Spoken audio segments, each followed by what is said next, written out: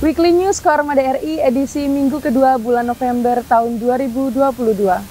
Rangkuman berita sepekan hadir bersama saya, Serda Cindy, dan inilah liputannya. Kepala Staf Komando Armada Republik Indonesia, Laksamana Muda TNI Yayan Sofyan menerima kunjungan delegasi Angkatan Laut Iran yang dipimpin oleh Kolonel Farhad Fatahiyang di Mako Koarmada RI. Pada pertemuan tersebut, Koarmada RI mengucapkan selamat datang kepada delegasi Angkatan Laut Iran yang datang berkunjung ke Indonesia dengan mengirimkan kapal perangnya. Hal ini merupakan suatu bentuk kepercayaan kepada Indonesia dan mempererat persaudaraan antara Angkatan Laut Iran dan Indonesia. Kepala Staf Koarmada RI Laksamana Muda TNI Yayan Sofyan memimpin rapat sidang Dewan Karir Bidang Penempatan dan Jabatan A yang membahas penempatan personel jabatan kolonel yang akan memasuki masa pensiun dan Tandikrek L Sesko TNI tahun 2022 dan reguler, serta rangkaiannya. Koarmada RI pada sambutannya mengatakan bahwa pelaksanaan sidang ini merupakan bagian dari rangkaian proses pembinaan personel dalam rangka pengawakan organisasi dengan tetap memperhatikan keseimbangan maupun pemenuhan DSP. Oleh karena itu, harus dilaksanakan dengan selektif sehingga dapat memberikan perubahan ke arah yang lebih baik sesuai dengan Tour of Duty and Tour of Area. Koarmada RI Laksamana Muda TNI Yayan Sofyan menghadiri kegiatan koktail party yang dilaksanakan di kapal perang Republik Iran yang tengah berkunjung ke Indonesia. Hadir pada acara tersebut Duta Besar Iran untuk Indonesia beserta wakil duta besarnya, atas pertahanan beberapa negara yaitu dari Jepang, Rusia, India, dan negara sahabat lainnya. Selain itu hadir sebagai undangan beberapa perwira tinggi TNI Angkatan Laut dari Seskoal dan perwira menengah dari Mabesal. Personel Komando Armada Republik Indonesia menerima pembekalan pembinaan teknis fungsi perawatan personel tahun 2022 bertempat di Gedung Nanggala Mako Koarmada RI Jakarta Pusat.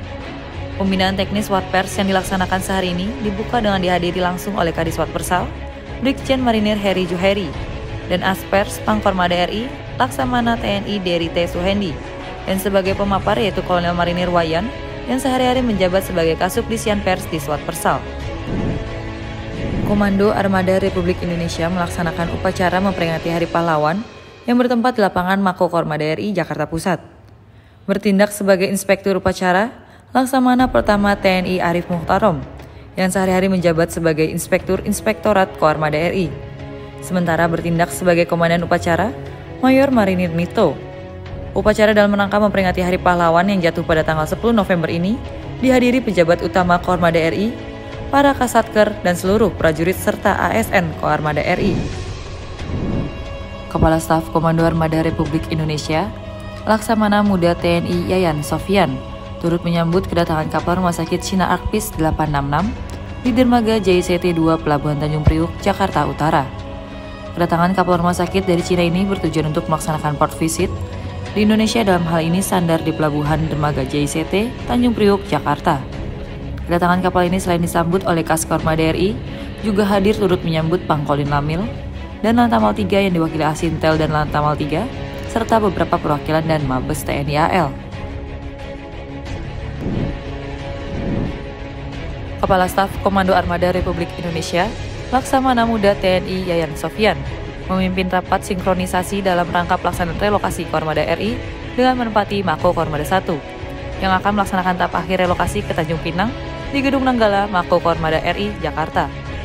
Rapat yang juga dihadiri Kepala Staf Koarmada 1, Laksamana Pertama TNI Ahmad Wibisono, dengan didampingi Aslok, Aspers, dan Asintel Pangkoarmada 1 beserta Kasatker dan staf terkait.